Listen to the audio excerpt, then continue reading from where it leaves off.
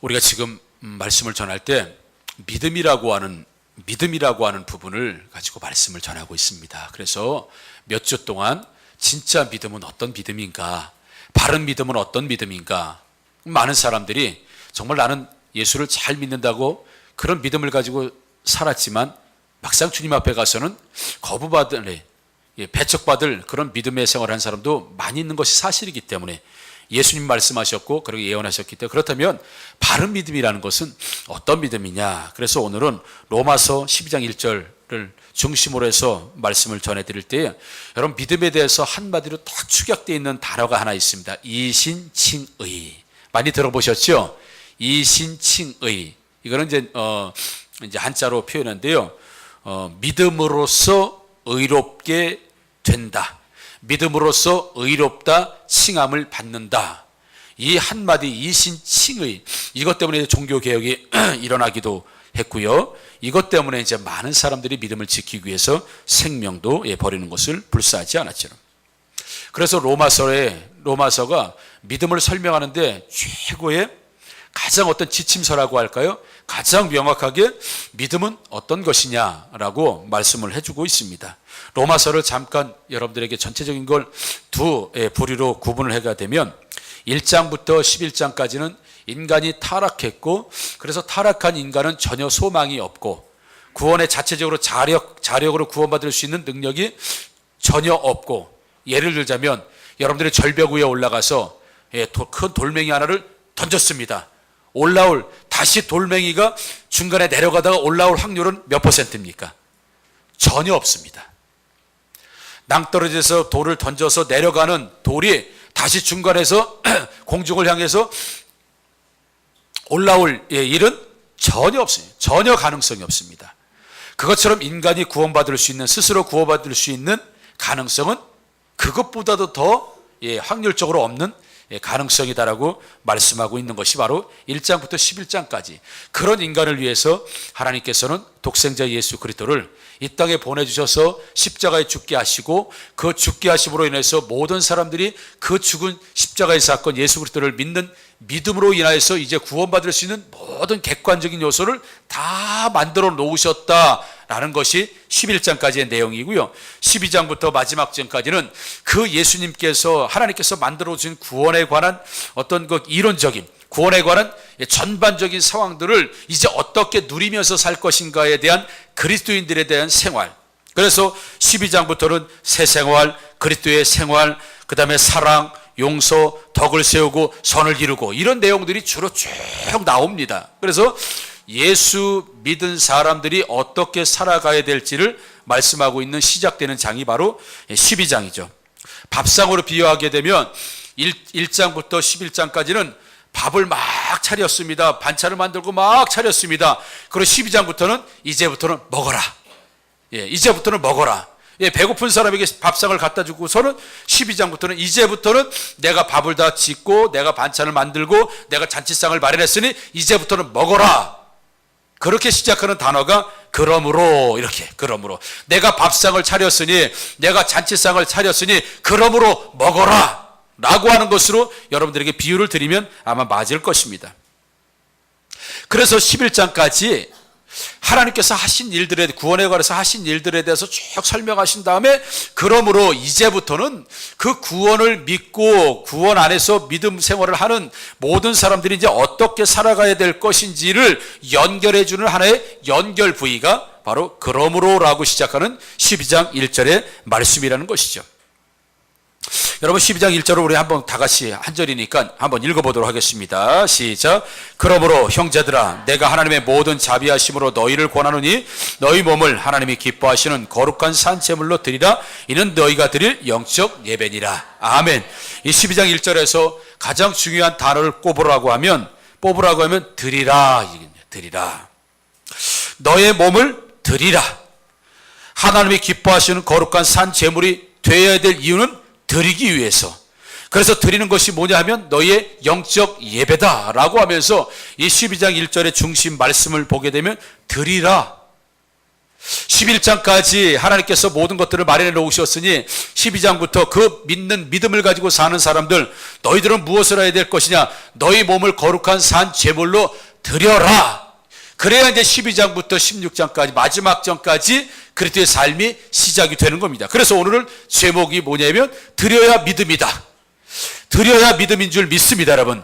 자, 조금 이따 설명을 드릴게요. 무엇을 드려야 믿음인가? 그래서 믿음은 그래서 전적인 의타, 또 하나님 앞에서 헌신, 그리고 오늘은 이제 드림, 이런 것들을 가지고 믿음을 설명하고자 하는 것이죠.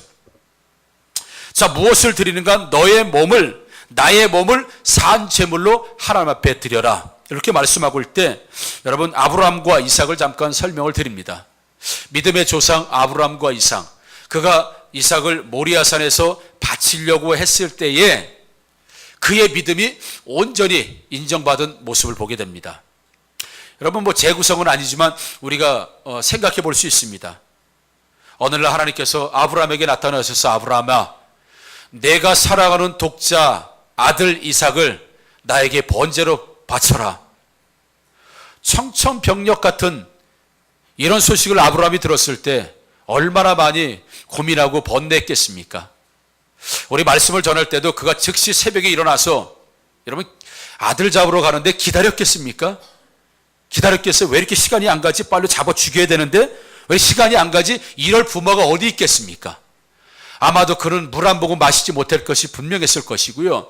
식음을 전폐했을 것이고, 그는 잠 한숨 자지 못하고 내 손으로 내 아들을 죽여서 번제로 드려야 된다는 이 괴로움에 몸부림쳤을 것이 분명합니다. 아무튼 그는 고난의 밤을 지나고 아들과 함께 두 종을 데리고 사흘길을 걸어서 모리아산으로 향하여 가죠.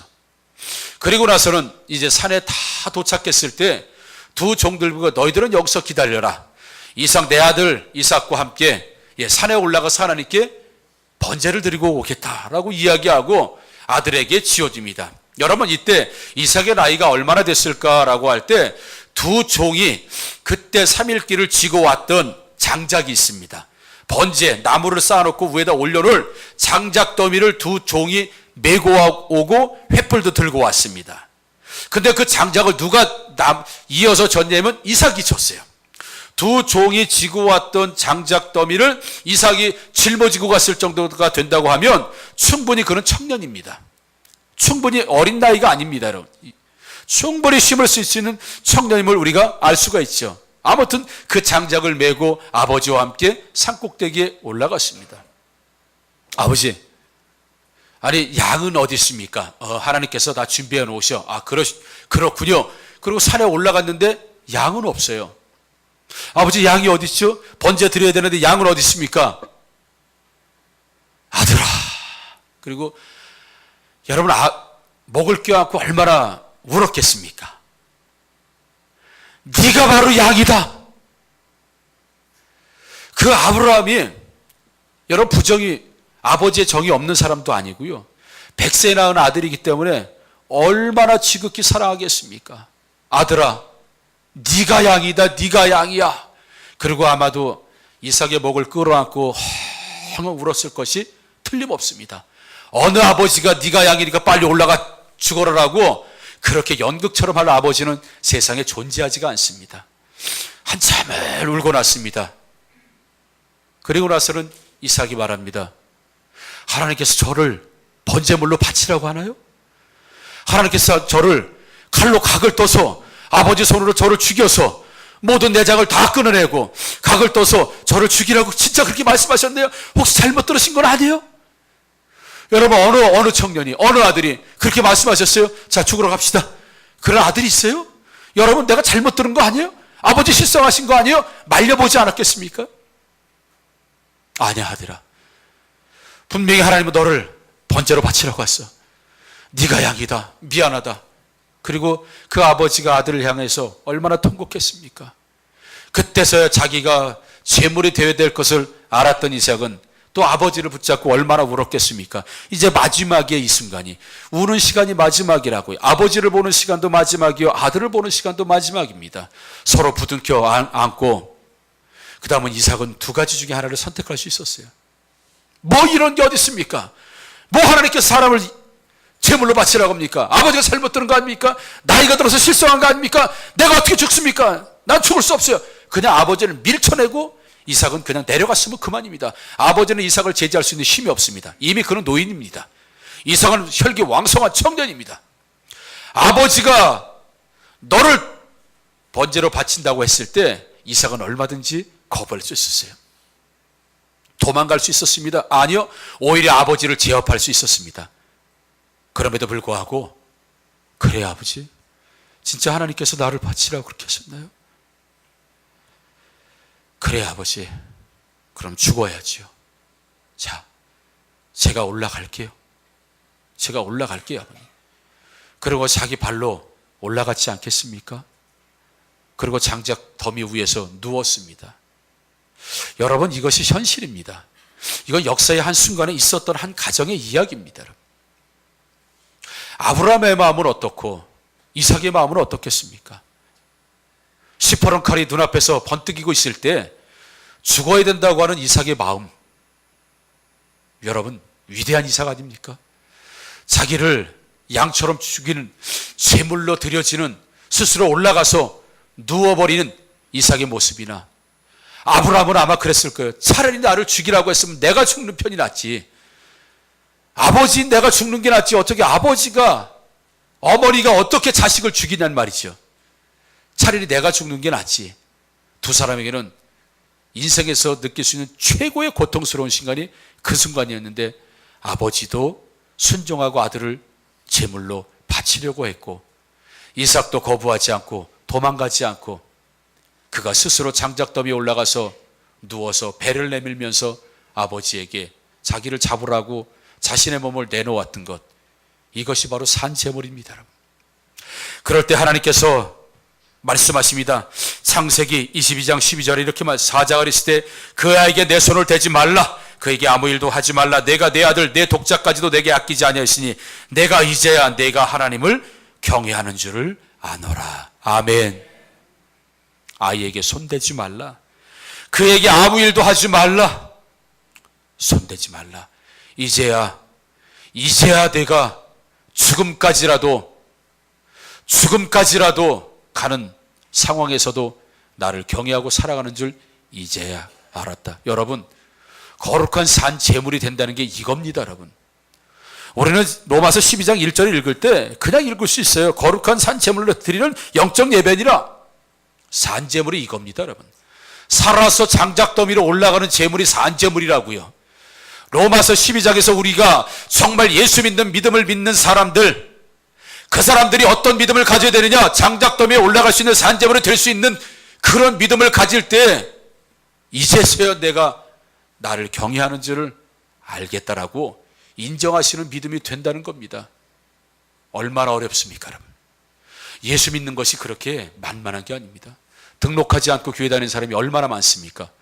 등록하지 않는다는 것은 멤버가 되지 않겠다는 얘기고, 예수님의 몸 안으로 들어오지 않겠다는 이런 아주 극단적인 이기주의가 너무 교회 안에 팽배하다. 이건 교인이 아니다. 이건 믿음이 아니라고 단연코 말하는데 이건 믿음이 아니다. 성경이 어디에 등록하지 말고 교회 다니라. 그런데 몸을 하나로 만들려고 했지 누가 나누라고 했느냐라는 말씀을 통해서 한국교회 두 가지를 꼬집는 말씀을 어제 들었어요. 여러분, 지금 현실이 이렇습니다. 산제물이요? 여러분, 지금 산제물로 제사 드리고 산제물로 신앙생활하는 사람이 얼마나 되겠습니까? 그러나 우리 하학교회 성도 여러분들은 여러분들이 산제물 되어서 정말 죽기까지 예수님을 사랑하는 제자들이 되어가고 있는 줄 믿습니다. 아브라함과 이삭의 이런, 조금 전에 말씀드렸던 이런 내용을 야고보서 2장 21절은 이렇게 평가하고 있습니다. 우리 조상 아브라함이 그 아들 이삭을 제단에 바칠 때 행함으로 의롭다 하심을 받은 것이 아니냐. 우리 조상 아브라함이 그 아들 이삭을 제단에 어떻게 할 때요? 어떻게 할 때? 바칠 때. 여러분, 드려야 됩니다. 드려야 돼. 하나님 앞에 드리는 걸 아까웠으면 안 됩니다. 여러분, 드린다는 걸 물질과만 연결시키지 마십시오. 산제물로 드리라고 했습니다. 산제물로, 살아있는 채로 드리라고 했습니다.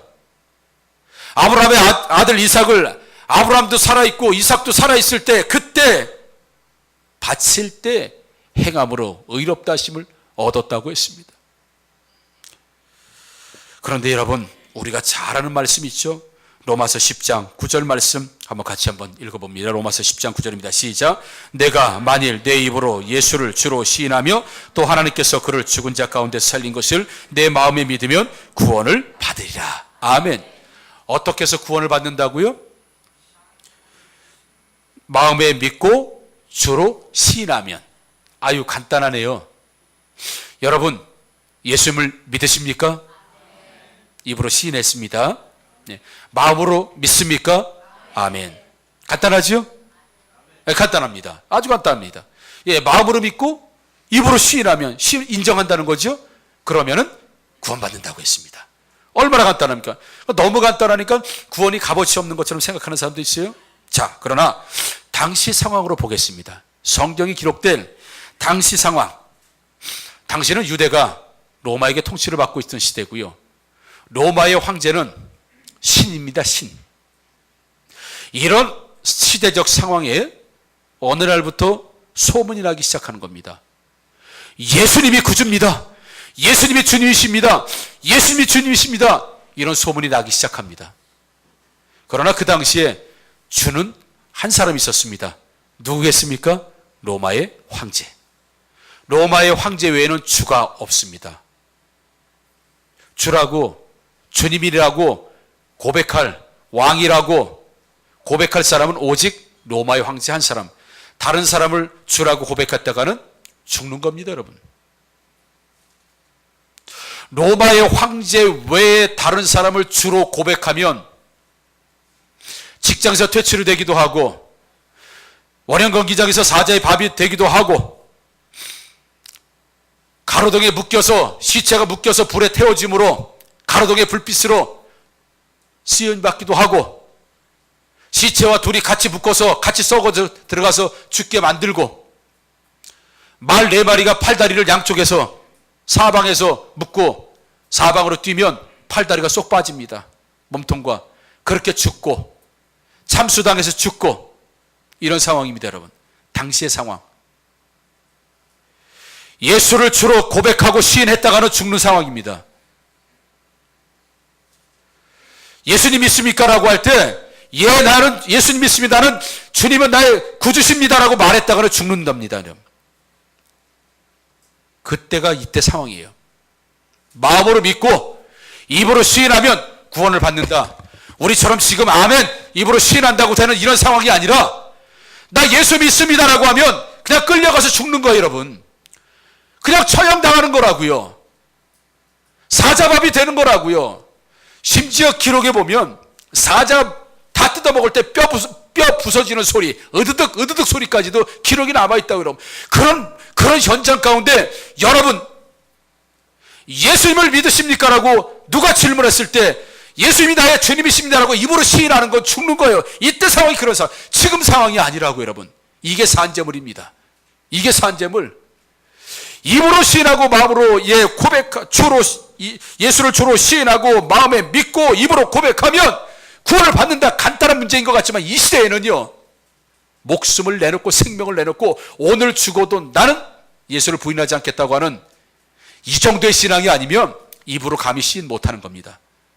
폴리캅이라고 하는 사람이 있었습니다. 잘 아시죠, 여러분? 교포 폴리캅. 폴리캅이 나이가 많이 들어서 죽었습니다. 나이가 많이 들었습니다. 90이 가까운 폴리캅에게 로마의 병사가 이렇게 얘기합니다. 선생님, 나는 선생님을 존경합니다. 나는 선생님을 죽일 수가 없습니다. 그러니 제가 부탁드리는 대로 한 번만 해주십시오. 예수님 마음으로 믿으면 되는 거 아니겠습니까? 그러니까 속으로는 배신하지 마세요. 속으로는 배신하지 마시고, 속으로는 믿으시고, 마음으로는 믿고, 입으로만 나 예수 안 믿는다고, 예수가 주가 아니라고 말 한마디만 하면 그냥 오늘로 석방입니다. 선생님, 마음으로만 믿으세요. 마음으로만. 속으로만, 그건 아무도 몰라요. 그러나 입으로 한 번만 예수님이 주님이 아니라고만 말해 주십시오. 젊은이, 나를 생각해주고 나를 생각해줘서 고맙지만 내 평생 한 번도 나의 주님 되시는 예수님이 나를 모른다고 한 번도 부인하지 않으셨는데 이 늙은이가 이제 와서 살자고 예수님을 부인할 수 있겠나? 나를 부인하지 않으신 예수님을 나도 부인할 수 없네. 예수님은 나의 주님이시네. 그리고 그는 화형을 당해서 죽습니다. 찬송하며 죽습니다. 여러분, 이게 입으로 시인하는 거예요. 이게 입으로 시인하는 거라고. 그냥 우리가 읽고 넘어갈 말씀인데도 당시의 상으로 시인하면 마음으로 믿고요, 입으로 고백하고 시인하면 화형당하는, 불에 타 죽는 이런 상황 가운데 입으로 시인할 수 있습니까? 저 여러분들 그런 상황 가운데 입으로 시인할 수 있습니까? 입으로 시인할 수 있는 사람은 산재물로 죽을 각오가 되어 있는 사람만 가능하다는 얘기입니다, 여러분. 그렇다면 여러분, 무엇을 드리고 어떻게 드리면 되겠습니까? 본문에 하나님이 기뻐하시는 거룩한 산재물로 드려라, 이렇게 말씀하고 있어요. 그래야 그게 믿음이다. 내 자신을 드려라. 내 자신을 드려라. 그런데 살아서 드려라. 산채로 드려라. 산채로 드려라. 거룩한 산재물이 돼서 드려라. 아브라함과 이삭을 말씀드렸지만 그 본보기가 되시는 분이 예수님이세요. 그는 살아서 재물이 되신 분입니다. 그는 살아서 하나님의 거룩한 재물이 되신 분이시라고요. 예수님의 겟세마네 기도를 잠시 들어보면 마태복음 26장 39절 우리 한번 읽어보겠습니다. 시작. 조금 나아가사 얼굴을 땅에 대시고 엎드려 기도하여 이르시되 내 아버지여, 만일 할 만하시거든 이 잔을 내게서 지나가게 하옵소서. 그러나 나의 원대로 마옵시고 아버지의 원대로 하옵소서 하시고. 아멘. 아버지, 내 원대로가 아니라 아버지의 원대로 되길 원합니다. 나는 살아있으나 죽었습니다. 죽을 겁니다. 나는 살고 싶지만 죽겠습니다. 죽을 것입니다. 죽는 것이 아버지의 원인이 나는 죽겠습니다라고 고백하는 예수님의 고백이 산재물이라고요, 여러분. 너희 거룩한 산재물로 드려라. 드려라. 그래야 믿음이다. 드려야 믿음이다. 무엇을 드립니까? 헌금 좀 드리면 되겠습니까? 작정헌금 드리면 되겠습니까? 너 자신 자체를 다 드려라. 생명까지도 드려라. 다 드려라. 너 통째로 다 드려라. 누구처럼요? 이삭처럼, 아브라함처럼, 예수님처럼 나의 원대로 마옵시고 아버지의 원대로 되기를 원합니다. 여러분, 이건 죽은 사람만 가능한 겁니다. 죽은 사람만 여러분 자신이 주장하지 않습니다. 오늘도 여러분 믿음의 생활을 하면서 말씀을 따라갈 것이냐 세상 따라갈 것이냐라고 할 때 여전히 세상이 좋고 세상 따라오고 세상 가치가대로 살아있어서 그렇습니다. 여러분, 아직 죽지 않아서 그렇습니다. 살아있지만 죽은 재물처럼 드려지는 그런 신앙생활을 하나님이 우리에게 산재물의 믿음이라고 말씀하고 있습니다. 여러분, 이 시대에는 너무 무거운 말씀이 아닐 수가 없습니다.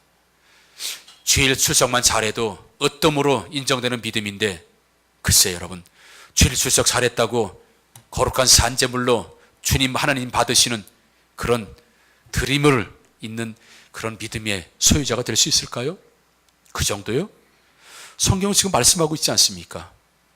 생명 죽을 때까지, 생명을 바치면서까지, 아니요, 죽는 상황이 있을까지. 여러분, 죽음을 각오한 사람이 뭔 못하겠습니까?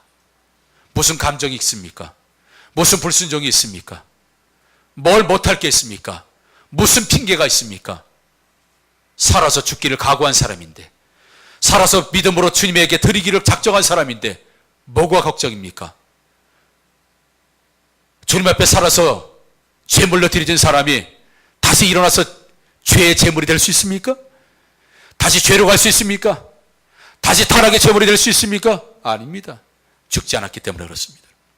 여러분, 우리 하학교의 성도 여러분, 다 죽으심으로 드려지는 여러분들 되기를 주의 이름으로 축원합니다. 무겁기 참 그지없는 말씀이지만 이래야 예수님이 인정하시는 믿음이 될 수 있다는 겁니다. 드려집니다. 뭘 드립니까? 산재물로. 재물은 움직이지 않습니다. 재물은 그냥 하나님이 처분하신 대로 기다리는 겁니다. 살아있으나 죽기를 각오한 사람, 살아있으나 죽은 사람, 살아있으나 죽은 재물처럼 순종하며 순수히 있는 그 사람, 모든 것까지 다 드릴 때 생명까지도 드릴 각오를 가지고 사는 사람, 폴리캅처럼 마지막 순간 하나님을 부인하지 않고 화형을 당할지라도 죽어가는 그 사람이 거룩한 산 제물이 되는 드려지는 믿음이라는 것을 여러분 기억하시고, 여러분 모든 것들 하나님 앞에 드리심으로 여러분들의 믿음의 열매가 충만하게 되기를 주의 이름으로 축원합니다. 한 말씀만 하고 마칠게요. 드리면 자유로워집니다. 몸도 자유로워져요. 여러분, 물에서 뜨는 건 몸에 힘을 뺐기 때문에 그렇습니다. 여러분, 나는 주님 앞에 드려진 사람이에요. 여러분, 우리 가정도 주님 앞에 드려진 가정이에요. 내 자식도 하나님 앞에 드렸습니다. 내 몸도 하나님 앞에 드렸습니다. 아까우세요? 내 재정도 하나님께 드렸습니다. 자유롭습니다. 여러분, 요한일서 5장 4절 말씀 봅니다. 무릇 하나님께로부터 난 자마다 세상을 이기느니라. 세상을 이기는 승리는 이것이니 우리의 믿음이니라. 아멘. 믿음 있는 믿음, 여러분, 드려지는 믿음 있는 사람은 자유롭습니다. 걸리적거릴 게 없습니다. 드리지 않았기 때문에 걸리적거리는 게 많은 겁니다. 그래서 믿음의 행진을 못하는 겁니다. 제단 위로 못 올라가는 겁니다. 여전히 내가 살아서 팔팔거리고 움직일 수밖에 없는 것이죠. 여러분, 죽으십시오. 여러분, 하나님 앞에 죽으십시오. 죽으십시오. 죽어야 드려져야 됩니다. 산제물로 드려져야 됩니다. 그래야 주님이 받으시는 거룩한 산제물을 드리고, 그것이 진정한 믿음입니다. 죽으십시오. 여러분, 살지 말고 죽으십시오. 교회 안에서 여러분 드러내지 말고 죽으시오. 하나님 앞에서 죽으십시오. 그래야 자유롭습니다. 죽어야 자유롭습니다. 모든 거 홀가분해집니다. 그 믿음이 세상을 이겼다고 했습니다. 여러분, 드려짐으로 세상을 이기는 믿음으로 승리하시는 저 여러분들 되기를 다시 한번 주의 이름으로 축원합니다. 아멘.